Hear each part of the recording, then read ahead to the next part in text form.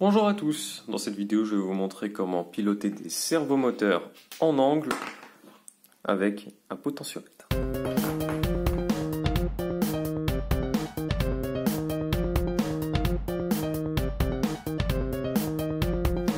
Donc pour cette vidéo vous aurez besoin de pas mal de matériel, non c'est faux. Vous aurez juste besoin d'un servomoteur, alors ici ce sera un micro, bon, après vous pouvez utiliser celui que vous voulez, hein, mais ça juste pour comprendre le fonctionnement ça suffit, hein. C'est des petits servomoteurs qui coûtent pas très cher, mais qui font déjà bien l'affaire, hein. Vous voyez ils ont déjà pas mal de couples. Vous aurez bien sûr besoin, alors ici, ça c'est la petite pièce qui va avec, je vous montre à quoi elle sert tout à l'heure. Si vous avez moins c'est pas grave, hein, mais faites avec les valeurs que vous avez, mais moi ce sera 10 kΩ. Voilà, bien sûr, une Arduino Uno. Alors moi j'utilise R3, mais vous pouvez utiliser n'importe quel Arduino, hein. Et bien sûr une breadboard, voilà. Donc elle est déjà branchée, hein, ou vous n'oubliez pas d'ouvrir votre IDE. Donc ici cette petite pièce, j'y reviens, en fait c'est livré avec, hein, vous en avez plusieurs en général, et il faut venir la connecter comme ceci, la clip. Comme ça vous pouvez suivre la rotation, et puis si jamais vous devez fixer... Voyons à présent le schéma. Alors vous verrez il est très très simple. Donc le schéma en fait, ici vous avez votre Arduino au centre jaune. Alors c'est pas un symbole normalisé, mais bon voilà. Ici vous avez votre servomoteur, avec au milieu le pin, enfin plutôt le câble de commande qu'on avait vu qui est jaune. Et de part et d'autre les câbles d'alimentation, plus 5 et 0 volt. Donc la masse ici. Vous les connectez comme ceci. Lui il va sur le pin que vous avez choisi dans votre code Arduino. Et là, le plus 5 volts et le ground pour brancher votre potentiomètre. Voilà. Et vous voulez bien sûr récupérer la tension qu'il y a sur le curseur. Vous allez brancher sur un pin analogique. Alors vous choisissez celui que vous voulez. Moi j'ai pris le A0 par habitude. Voilà. Donc vous voyez un schéma pas très compliqué.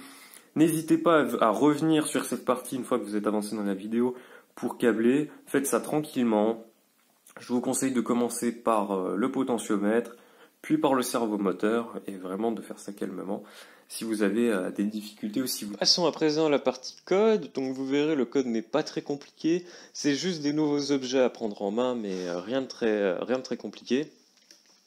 Donc, la première chose à faire, vous le voyez tout en haut, il va falloir inclure ce qu'on appelle une bibliothèque. Alors pour ceux qui ne sauraient pas ce qu'est qu'une bibliothèque, alors souvent on utilise un anglicisme, on dit librairie, parce que en anglais, bibliothèque se dit library, mais en français, une librairie n'est pas égale à une library en anglais, car une library en anglais c'est une bibliothèque, et une librairie en français se traduirait par bookshop en anglais. Donc si vous voulez utiliser bibliothèque, mais vous verrez peut-être librairie écrit en français. En tout cas, une librairie, ou bibliothèque, ça dépend des gens. Une bibliothèque, c'est un ensemble de fichiers, de commandes qui vont être propres à une certaine utilisation qu'on va faire notamment en programmation. Donc il existe des bibliothèques dans tous les langages de programmation. Et ici, nous allons utiliser la bibliothèque cerveau. Alors ce sont des fichiers .h. Donc pour les inclure, il faut utiliser la commande --include, avec là les espèces de guillemets avec marqué cerveau.h. Alors cerveau va être le nom de notre bibliothèque et va regrouper toutes les commandes possibles pour ce qu'on appelle les servomoteurs. Donc, la deuxième ligne, vous voyez, j'ai commenté, on crée l'objet cerveau. Il faut que dire à votre Arduino qu'il y a un objet de type cerveau dans votre circuit. Donc vous créez l'objet de type cerveau en appelant cerveau, et après, ce que vous voyez en minuscule marqué cerveau, en noir, c'est tout simplement un nom que vous pouvez lui donner, parce que vous pouvez être amené à travailler avec plusieurs objets, plein de moteurs, des écrans LCD, plusieurs écrans LCD, je ne sais pas, et donc pour vous y retrouver, pour que l'Arduino sache à quel cerveau il faut envoyer les informations, vous leur donnez des noms. En l'occurrence, je n'avais qu'un, donc j'ai fait simpliste, j'ai dit que je l'appelais cerveau. Ensuite, vous voyez les deux variables entières, pin cerveau et pin potard. Alors en fait, j'ai défini directement des pins pour mon moteur et mon pin potard pour mon potentiomètre du coup que je vais brancher sur le pin analogique A0, et 8 pins cerveau pour le pin que je vais allouer à la commande du cerveau. Voilà. Donc ici, ça c'est vraiment le début ce que je déclare, ce dont j'aurai besoin pour faire fonctionner le tout. Donc ensuite, dans Void Setup, vous avez pratiquement rien à faire, vous avez juste une commande à savoir. Donc si vraiment il y a une commande à retenir pour utiliser les servomoteurs, bah, c'est bien celle-là. Servo.attach pin servo. Alors c'est quoi ce charabia? Alors servo, vous voyez que il est écrit mon nom de servomoteur. Alors en fait, c'est pas un hasard. C'est en fait la bibliothèque servo, elle s'utilise toutes les commandes vont commencer par cerveau, mais le nom de votre cerveau, pas l'objet cerveau en tant que tel, pour savoir en fait directement à quel cerveau vous envoyez l'information. Donc là, en l'occurrence, j'en ai qu'un seul, c'est celui que j'ai appelé cerveau en minuscule. Donc ça complique pas les choses. Mais si vous aviez plusieurs cerveaux, il faudrait utiliser directement la commande cerveau, mais avec le nom du cerveau que vous voulez utiliser. Donc point attache, donc je pense que c'est assez explicite comme nom. Vous allez directement, vous allez attacher votre cerveau à ce qui est entre parenthèses en argument le pin que vous avez défini. Alors soit vous faites comme moi, vous déclarez la variable pin cerveau, vous dites c'est ce pin que je veux, soit vous mettez directement le numéro du pin entre parenthèses, c'est comme vous voulez. Ensuite, dans la boucle, pas grand chose à faire, mais la première est très importante, lire la valeur renvoyée par votre potentiomètre. Votre potentiomètre aux bornes, il y aura une tension, vous devez récupérer cette tension. Pour la récupérer, rien de plus simple, la commande analog read, donc une lecture analogique, parce que vous êtes sur un pin analogique, et vous voulez bien récupérer, donc lire une valeur. Donc bien sûr, entre parenthèses, l'argument, c'est le pin correspondant. Donc ici, moi j'ai défini pin potard. Pareil que pour pin cerveau, si vous ne voulez pas déclarer une variable, vous mettez directement à 0 entre parenthèses.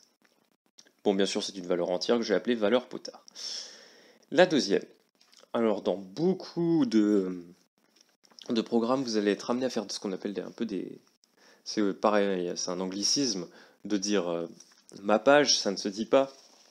Mais en gros, la fonction map ici traduit un peu des changements d'échelle. Elle fait une sorte de produit en croix, en fait, pour ramener des variables qui évoluent sur une plage vers une plage différente. Je m'explique. Par exemple, ici, la valeur envoyée par votre potentiomètre va varier entre 0 et 1023. C'est une valeur binaire. C'est dû à la conversion analogique numérique qui se fait sur 10 bits. Donc 2 fois 10 puissance 10, enfin 2 puissance 10, ça vous fait 1024. De 0 à 1023, ça vous fait bien 1024 valeurs. Mais le problème, c'est que moi, mon potentiomètre, il ne varie, enfin, mon potentiomètre ne varie pas, mais la plage d'angle, la plage angulaire de mon cerveau, ici, ça va être 179 degrés, soit 180 degrés au total. Donc il va falloir que vous fassiez un produit en croix pour que les variations de tension correspondent à des variations d'angle. Donc la fonction map, ici, la syntaxe ici, si vous voulez, ça va être la variable à mapper, de où à où varie ma variable, et de où à où je veux qu'elle aille varier. Voilà, en gros c'est ça. Et bien sûr, cette valeur que j'ai produit, que je viens de calculer, je l'ai appelée angle, et bien sûr c'est un entier. Et après la dernière commande, aussi une commande issue de la bibliothèque cerveau, cerveau.write angle. Alors angle ici, je voulais vous faire angle en anglais. Donc ici, ça sera angle donc pour la mise en position du cerveau. Donc cerveau.write. Cerveau, comme je vous l'ai dit, toutes les commandes commencent par le nom du cerveau auquel vous voulez faire subir la commande, et write parce que c'est une commande d'écriture. Donc en gros, c'est pas très explicite, mais en gros, écriture, par opposition à read, c'est pour envoyer du courant, donc envoyer de l'information. Voilà. Donc ici, c'est tout pour le code. Vous voyez qu'il n'est pas très compliqué, il est assez succinct. La bibliothèque cerveau, si vous vous en êtes jamais servi, voilà, ça vient à force, hein, c'est des petites commandes très faciles à retenir. Et puis c'est toujours un peu le même schéma, vous incluez la bibliothèque cerveau, vous créez vos objets cerveau, vous les attachez avec la fonction attach, et bien sûr, vous n'oubliez pas de faire des cerveaux write pour écrire des valeurs d'angle. Voilà, voilà. Passons maintenant à une démonstration. Non, un petit essai après câblage. Donc vraiment, le câblage n'est pas très compliqué. Là, il paraît peut-être compliqué parce que vous voyez, il y a plein de câbles et tout. Mais franchement, c'est pas compliqué. vraiment, accrochez-vous juste au schéma. Commencez par le potentiomètre, puis après le servomoteur et ça va tout seul. Voilà. Donc vraiment, là vous voyez, là j'ai juste rajouté 2 câbles ici parce que sinon j'aurais pas eu assez de 0,5 volts sur mon Arduino pour le faire. Donc du coup j'ai rajouté deux câbles. Mais c'est vraiment très simple. Vous voyez, ici le câble blanc c'est une masse. Le vert ici, juste ici, c'est le 8 qui est bien relié à lui ici via ces connexions là. Et le gris, bien sûr, c'est également une masse ici. Et tous les rouges, ce sont des 5 volts. Et ici, le vert, c'est le curseur qui va sur le A0 de mon Arduino. Donc maintenant, on va essayer de voir cette star, si on arrive à la faire bouger. Le code a été téléversé à l'instant. Donc on va le bouger. Et la magie opère. La magie opère. Ma près de bord bouge.